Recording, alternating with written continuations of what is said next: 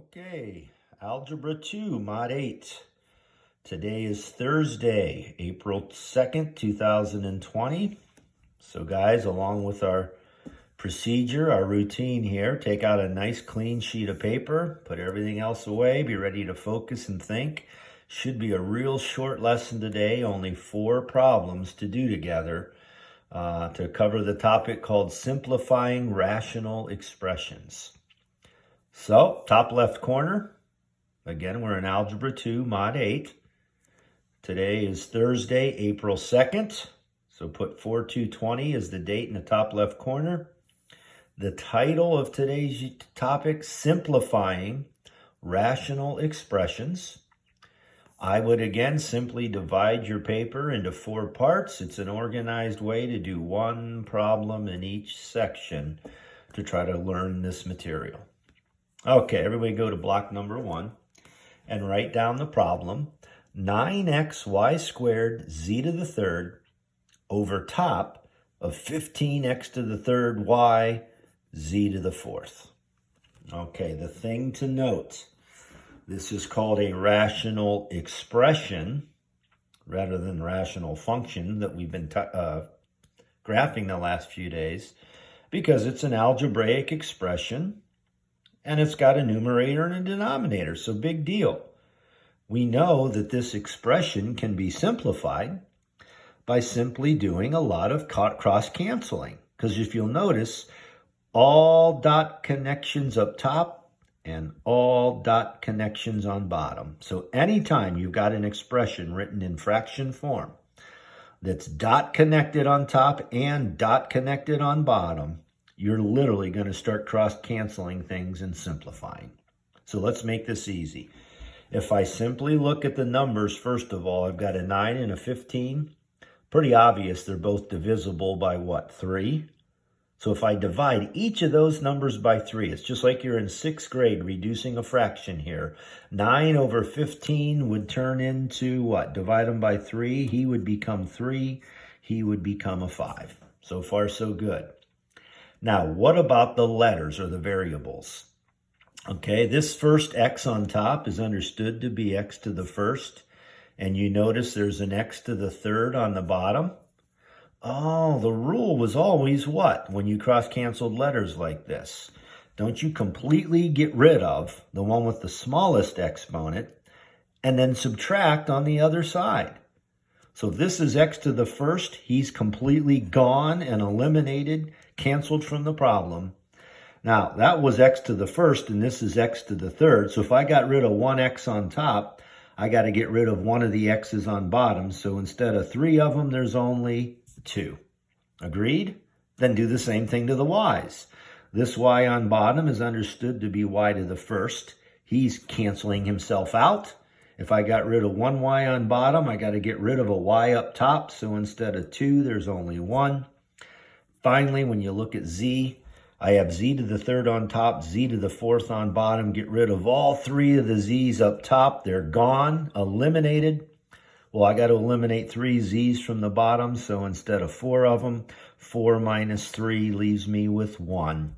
So when the dust settles and you go to write your final answer here, what's left up top? 3. And what else is still there? Wouldn't it be a y to the first? You don't have to write that 1, of course.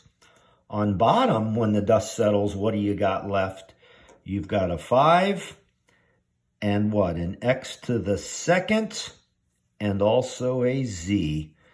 And I've successfully simplified that expression.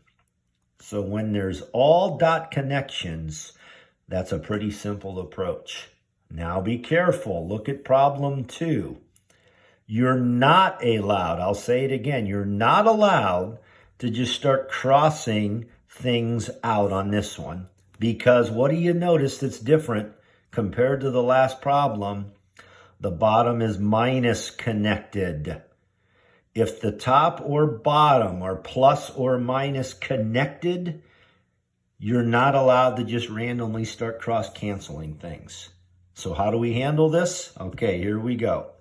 Does everybody agree the top is simply a monomial called 2x squared? There's nothing I can do to him. However, look at the bottom. If I look at this 6x squared and compare it to the 4x, don't they have a GCF in common that I could factor out of that expression?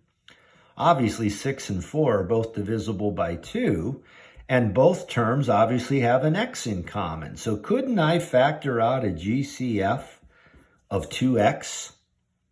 So if I factor out a 2x from each expression and said, what would that leave me with?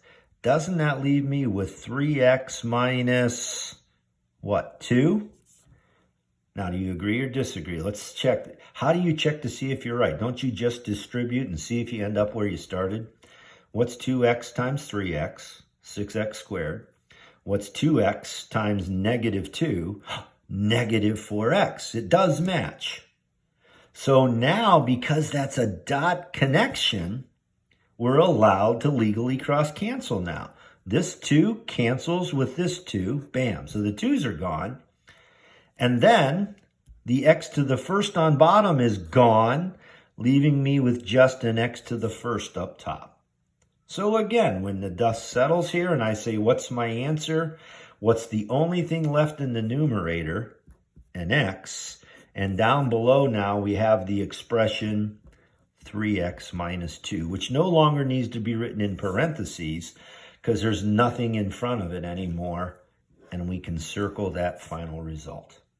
Okay? Let's go to block 3.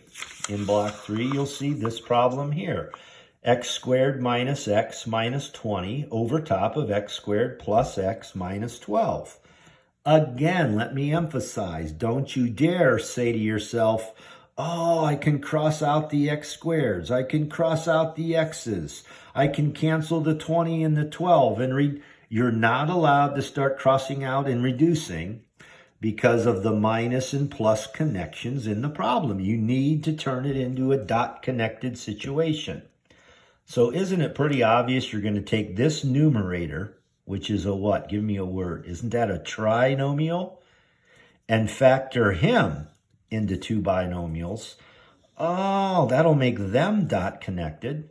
And then take the trinomial on the bottom and factor him or break him down into 2 dot-connected binomials. And the fact that you're making these dot-connected and these dot-connected, then it's legal to cross out factors that match. Okay, it's that simple. So here we go. X squared would be x and x. I have a minus at the end, so my signs are what? What's the rule? Different, plus and minus. Now, I need factors of 20 that equal the middle number in the and the negative 1, that's the middle number in the middle. So we got 1 times 20, 2 times 10, 4 times 5. Which factors would I pick? It's pretty obvious it's the 4 and the 5, right? Because they're only one part away, one number away. So wouldn't that be plus 4 and minus 5? Because a positive 4 and a negative 5, when combined, give me the negative 1 in the middle that I was seeking. Now, on the bottom trinomial, I've got x and x. The signs, again, are what? Different. And this time for 12, wouldn't I use plus 4 and minus 3? Because a positive 4 and a negative 3, when I add them, give me a plus 1 in the middle. Oh, and nicely here, that cancels with that.